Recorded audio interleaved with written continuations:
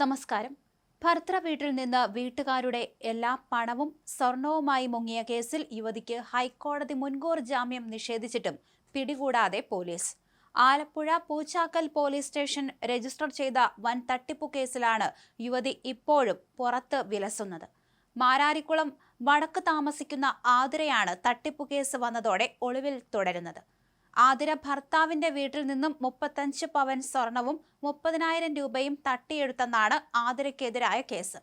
തട്ടിയെടുത്തതിന് തുല്യമായ സ്വർണം വാങ്ങി നൽകാമെന്ന് വാഗ്ദാനം ചെയ്ത് ഭർത്താവിനെയും വീട്ടുകാരെയും വിളിച്ചു വരുത്തിയ ആതിര ഇവരെ വീണ്ടും കബളിപ്പിച്ച് കടന്നുകളയുകയായിരുന്നു.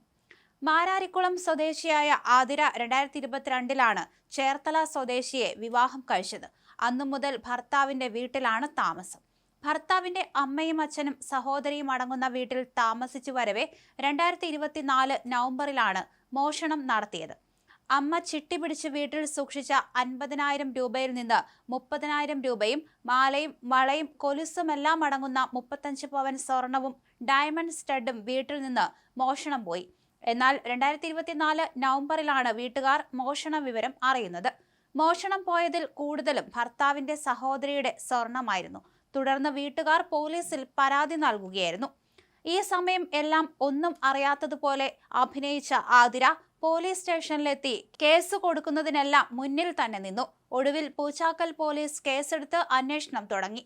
അതിനിടെ തനിക്ക് ജോലി ലഭിച്ചെന്നും സൗകര്യാർത്ഥം സ്വന്തം വീട്ടിൽ നിൽക്കാമെന്നും പറഞ്ഞ് ആതിര അങ്ങോട്ടേക്ക് മാറി. ഇതോടെ ആതിരയെയും പോലീസ് നോട്ടപ്പുള്ളിയാക്കി.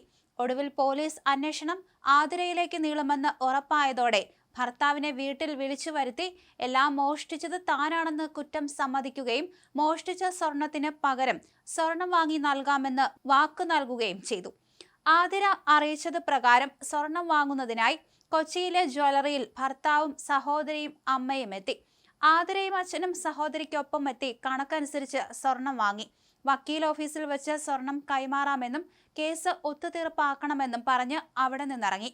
പിന്നീട് ഭർത്താവും വീട്ടുകാരും വക്കീൽ ഓഫീസിൽ എത്തിയെങ്കിലും ആതിരയെ ആരും കണ്ടില്ല. ആ സ്വർണവും അടിച്ചുമാറ്റി ആതിര മുങ്ങി. ഇതോടെയാണ് കേസ് ഒടുവിൽ ഹൈക്കോടതിക്ക് മുന്നിലെത്തുകയും ആതിരയുടെ മുൻകൂർ ജാമ്യം ഹൈക്കോടതി നിഷേധിക്കുകയും ചെയ്തത്. പ്രതി ഇന്നും ഒളിവിലെന്നാണ് പോലീസ് പറയുന്നത്. ചതിക്കപ്പെടുകയും സ്വർണവും പണവും നഷ്ടമാവുകയും ചെയ്തതോടെ കടുത്ത വിഷമത്തിലാണ് യുവാവും കുടുംബവും. അതേസമയം മോഷണം നടത്തിയത് താനാണെന്ന് തെല്ല് കൂസലുമില്ലാതെ പ്രതി സമ്മതിച്ചിരുന്നു. എന്തായാലും കേസിനെല്ലാം മുന്നിൽ നിന്നത് ആതിര തന്നെയായിരുന്നു. അതുകൊണ്ട് പെട്ടെന്ന് ആർക്കും ആതിരയെ സംശയം തോന്നിയിരുന്നില്ല. അതുകൊണ്ട് തന്നെയാണ് ഇത്തരത്തിൽ മറ്റു പലരിലേക്കും ആദ്യം അന്വേഷണം പോയതും. ഒടുവിൽ പോലീസിന് തോന്നിയ സംശയത്തെ തുടർന്നാണ് ആതിരയെ ചോദ്യം ചെയ്തതും പ്രതി കുറ്റം സമ്മതിച്ചതും.